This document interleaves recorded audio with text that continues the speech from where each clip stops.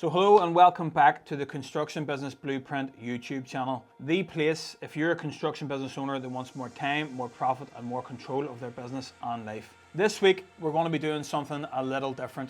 We're going to be doing an Ask Me Anything. So I did reach out to my social platforms and I've also taken some questions that people are sending me behind the scenes. I want to address these now open and on the air because I know a lot of people are hesitant to come forward for help. A lot of people are hesitant to come forward and ask those questions. It can be personal, it can be deep, maybe they're scared of what the answer is going to be.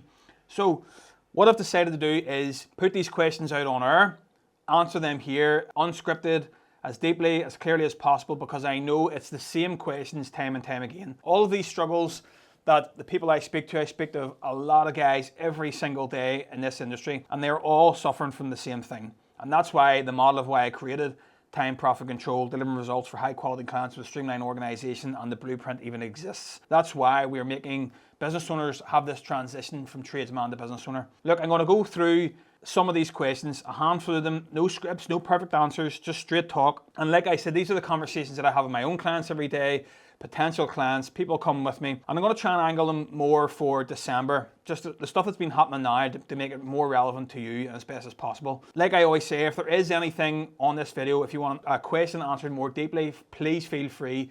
Drop a comment, drop me a DM, whatever it may be, and I'll be happy to help. So let's get stuck in. So the first one here, I'm going to keep these anonymous, okay, because these people don't know that I've asked their questions on air. So look, it says here, Mark, I know I need help in the business, but I'm terrified to let go of control. How do I trust somebody else without everything falling apart? That's a great question, and it's a question that I face all the time. People think that hiring other people is letting go of control, is letting go of their business, and they're not going to know what's going on. It is how you delegate that. So that is delegation. That is taking what you do every day and delegating that to somebody else. And no, you know what? They're right in a sense.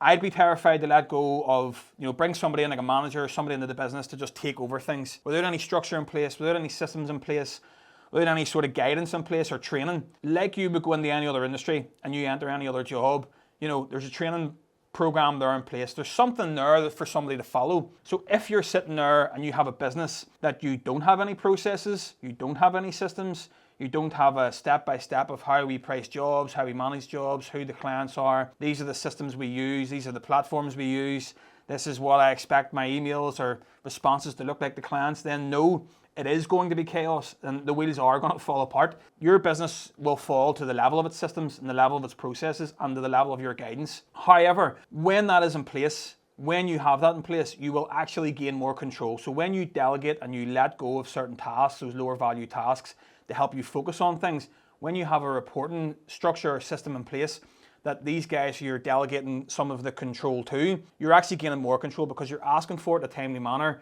you're reviewing it on a regular basis, you're making changes, you're able to have the headspace to make decisions. So these people that you bring into your business should be affording you that time, they should be giving you that time to be able to work on the business rather than being stuck in it. But if you're trying to do everything at once, it's just an ongoing struggle and you're never going to get out of those weeds and you're never going to actually be able to move on, make a difference, make changes and have an impact in your business. The founder's time, the tasks you do, the things that you need to delegate is one of the first things. I made a video about it recently. It's one of the first things we do inside the Blueprint program and under my mentorship and my guidance. We look at what is causing the business owner the most pain, taking the most time, causing the most stress, and we put systems in place, we streamline things. Like take an example, if you price a job a certain way. I had a client in this morning actually reviewed his whole pricing schedule, how from a lead comes in, from a request comes in or a tender comes in, right through to how that's issued to the client and delivered and handed over. We reviewed that process and we were able to highlight so many different areas there, or issues as to why there were too many pieces of the puzzle, too many cogs in the system. So we streamlined that. And now he's going to be, doing that in a much more streamlined and efficient way. But now what that means is he has a step-by-step system of how his business takes in a tender, a lead, or whatever, right through to delivery. And when he now brings somebody in, they now have a system. He can now take himself away from that process and put somebody in place. He knows how it works. He knows what they expect. And so does the person that you're delegating to or handing over an element of control. To answer the question, being terrified of letting go of control, if your business if you currently don't have any control of the business and you think bringing somebody in is going to solve that, it's not. You need to solve that problem first before bringing people in. Okay, so this is a December relevant question. And the question here says, every December, I tell myself I'll be more organized next year, but nothing changes. How do you break the cycle? Okay, so if you're a regular to this channel, we had a video just released last week on exactly how we tackle this problem. And that starts by usually setting yourself unrealistic targets or unrealistic goals. So if you're trying to, fix everything at once in January, but your business hasn't changed, so, you still have the same amount of time to spend on projects, in the business, on the business, do all those things, then you're not going to be able to adapt all these new things all of a sudden just out of thin air because it's a new year. So the new year doesn't change anything. It's a time off and a time starting again. So miracles won't happen over Christmas, like I say to your business. So if your expectations are too high, if you're saying I'm going to solve every problem in my business within this year, then you're being a bit, maybe not too over ambitious, but you're trying to bite off more than you can chew. So like we said in the last video, take the one thing that you think is going to make the biggest difference. So that could be the one thing that's annoying you the most, whether that's a team member, how the team is delivered, or even what we spoke about there in that last question. What is the one thing that takes the most time or causes the most stress? Pick that one thing for January, or pick that one thing for the new year and fix that first. Once that's fixed, then you can move on to the next thing. Just doing one thing at a time, and say you do 4 of those major tasks, like I said in the last video, could completely transform your business in the year. So don't try to do everything at once. Set your expectations as realistic. Box off time that you have in your week. Don't say, right, well, I was on the tools all last year. From January, that's it. I'm off the tools and I'm not doing it anymore. That's an unrealistic target. You could transition that in and say, by April, I want to take a step back from the tools. What that could look like is in January, you want to, have 1 day a week. By February, it could be 1.5 days a week. It could be 3 days a week by March. Whatever, take your time, break it down, make it simple. People who work with me, that's all broken down. We show you exactly how you do that inside the Blueprint program. But for anybody just watching this, looking for ideas and to answer this question that this guy had, that's how you would do that. Breaking the cycle as well is difficult if you're falling into the same cycle straight away in January. So if you haven't really planned anything back in December and you're just picking up where you left off in January, it's hard once you get back in, you're getting sucked back into the weeds. It's hard to not get into the repetitive cycle. And again, like we touched on in the last video, reviewing that on a weekly basis. So if it's an absolute non-negotiable that you have your daily diary, like again, there's another video on that in the series here. Down below, you'll see the daily diary and other things. If you're reviewing your day on a daily basis, if you're reviewing your week on a daily basis and looking at, okay, so see that goal that I set myself of being more organized and being more structured, how is that going so far? Do I need help? What has happened? What has not happened? Why is it not happening? Having that review could be enough, even if it's just you, maybe not a team. If it's just you, having that review could break that cycle as well. But organization just comes down to the founder. It comes down to setting yourself time. It comes down to boxing things off. And again, if that's something you need more help with, obviously, I don't know what your business is. I don't know how long you've been in business or what the ins and outs are. But being organized is easy. But it starts with a commitment. And it starts with a plan and then the review of that plan. So hopefully that answers that question for you. Okay, so I have another question here that is a big topic. It's a short but sweet question, okay? It's a great question. That's why I've chosen it. It's a common question, but it is probably the biggest question. Well, one of the biggest ones, that and pricing. But it says here, how do I remove the fear of losing clients if I set boundaries? So it's probably because I'm constantly talking about putting boundaries in place. And it's like, how do you stop fear from running your business? I'm assuming like that's kind of what the moral of the question is. They're scared of something that if they put in place, what might happen. And that is because of their beliefs. Okay, so they think that if they have boundaries in place, they're going to lose clients. And I'm assuming by boundaries, they mean like constantly answering phone calls. Like I get guys telling me all the time, I need to create a separation from, my client's team and me. One company, I'm getting 15 phone calls a day from different members of the team. Clients ringing them out of hours, stupid o'clock at night and at weekends, just expecting to get an answer. So another thing there is like if clients are constantly calling you and expect an answer and you don't pick up the phone, then you get a disgruntled or a pissed off client and they're like, well, am I not important to get a phone call? Or they're waiting too long for you to get back to them. So the boundaries need to be put in place. That's how you actually improve your client relationship, by putting boundaries in place. So boundaries don't actually push away good clients, they push away the wrong ones. Okay, so most clients just want clarity. So they'll want to know when they'll hear from you. So if you give them clear boundaries, like, so say we'll break it down into, you've went out to price a job and you've went, okay, no worries, Mary, we're going to get back to you and let you know when, with the price. And then you haven't told her when you're going to get back, how you're going to contact her, how the price is going to be sent. She's going to then be going, well, what's happening to this guy? When's he coming back? And if it takes too long, she has her own expectations in her head.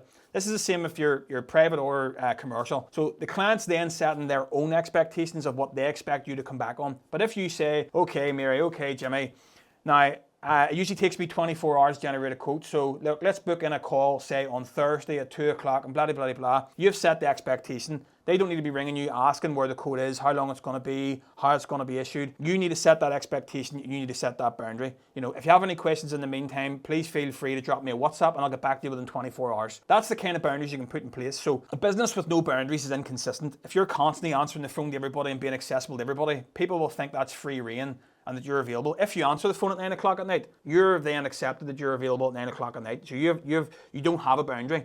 That means the next time they want to ring at 9 o'clock at night, they will. But if you don't answer the phone at 9 o'clock at night and you ring them back at 7 o'clock in the morning and say, sorry guys, I have a strict policy, our phone gets switched off at such and such, out of hours, blah, blah, blah, I'm sure you'll understand. That's fine. The clients won't, they won't be badgering you again. If that client does, and if you've got a client who just wants you to be at every beck and call, then they're not the type of client that you want. And I know that's hard to hear, but it's true. To summarize that, you don't lose clients by having rules in place and by having boundaries in place. You lose clients by being scattered. So not setting expectations, not telling them when you're going to respond, not having open and close times. The client needs the boundaries and they'll work to those boundaries just like anybody else. Another great question, and I touched on it there when I just briefly mentioned the other question about pricing. So another absolutely 90% of my inquiries, or guys that come to me will ask me that same question, or when I talk to them about pricing, this same question will come up. I know I'm undercharging, but I'm terrified of raising prices. How do you get the confidence to do it? So undercharging is a slow death. You don't feel it instantly, but you pay for it in the long term. If you know you're in business and you are busting your balls, but you're not really getting anything from it, what is the point? So I would rather, I'd rather work less and lose more jobs. So say, for example, you're pricing 10 jobs and you're pricing them all really, really tight margins and hardly winning anything. I would rather win half of those jobs at a much higher margin.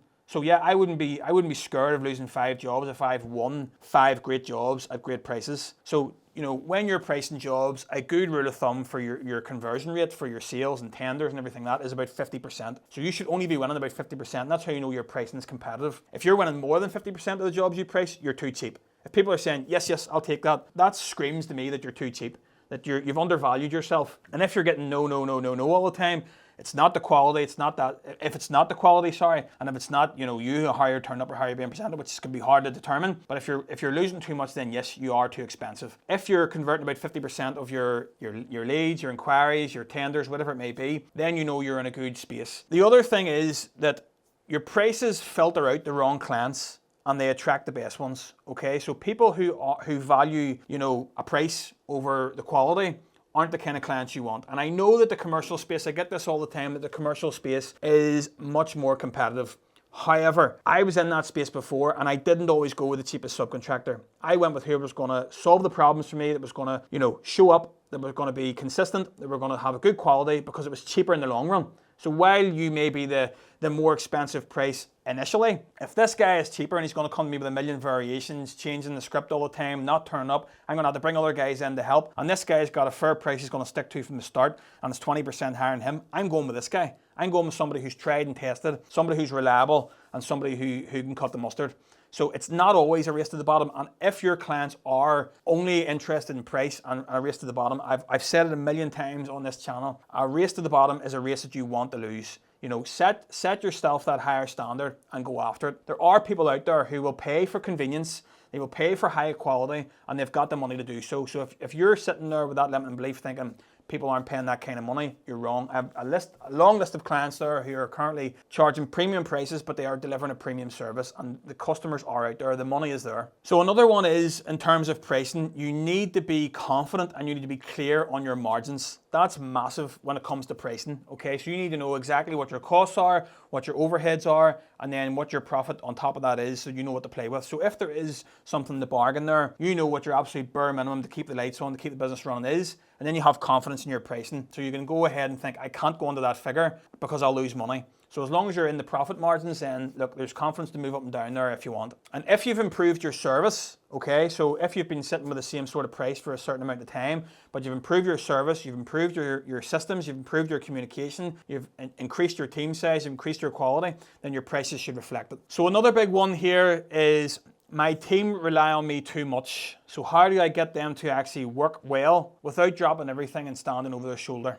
So hand holding, babysitting, call it whatever you want, it is a massive issue in our game. But most of you won't want to hear it. I would say that most of that is down to your fault. Fear of letting go, micromanaging, not letting people make decisions, not giving people the opportunity to do what they need to do, so then they wait on your beck and call for absolutely everything. People rely on you because you've trained them to. And I know that could be hard to get around, okay? But unintentionally, by you not letting them or giving them any space to actually make a decision, or instead of going in and taking over the situation, you could ask them a question on what their thoughts are before the job starts. What do you think the best way of doing this is? And see what they say. If that's in line with what you were going to say, then you didn't need to go in and tell them exactly what they need to do. Give them a bit of freedom, give them a bit of rein. But if you're going in and making every decision, or you're making decisions over them, or you're changing everything all the time, or say you've got a team leader there, and there's guys working beneath them, but you're going in and stepping over them and directing the other team against what he has said and get what he has set out, that guy will just stop making decisions. He will stop trying because he knows you're just going to come in like a hurricane and change everything anyway. Empowerment in your team comes from clarity. Here's your role, here's your outcome. So like what you need to say to them is, here is the role, here is the task, this is the outcome that we want, here's the standard that we expect, and here's the time frame you have to do it in. So you have to set all those things there. It's not enough just to say, here's your drawing and it has to be done, and then complaining when it's not being met or whatever else. Like, you have to set the expectations, you have to set the standard, break everything down, explain everything in as much detail as possible. Like I always say to my guys, well, do a site audit pro. If, for example, there's a task to be done, you could do a site audit pro of exactly what needs done, break it all down. If you're not familiar with what a site audit pro is, Google it. It's just literally a picture with a description, and you could literally have a walkthrough of the job and send that to them, and they could have that as their almost how-to and how this project or how this task needs to be done. That's simple. That takes 5 minutes. I know it sounds like a lot, but it takes minutes. It's written down in black and white, and then there's no ambiguity, and you can say, right, step 1 was this, step 2 was that, step 3 was that, what wasn't done and why, and it leaves no room for interpretation or no ambiguity. So delegation doesn't mean disappearing. It doesn't mean, just lump and leave and expect what you expect. It means supporting without the babysitting. So give as much information as possible. Ask questions, don't dictate. Ask for their opinion, and you'll be surprised what results you get out of it. Okay, so that's a wrap on today's AMA. And by the time of this video being released, we are heading into the new year. So look, everybody watching the channel, there's going to be a lot more value coming in 2026. Bigger and better things, as always. We're always looking to improve our service and how we help people. So look, for this video, all I want to say is Happy New Year, and let's look forward to 2026.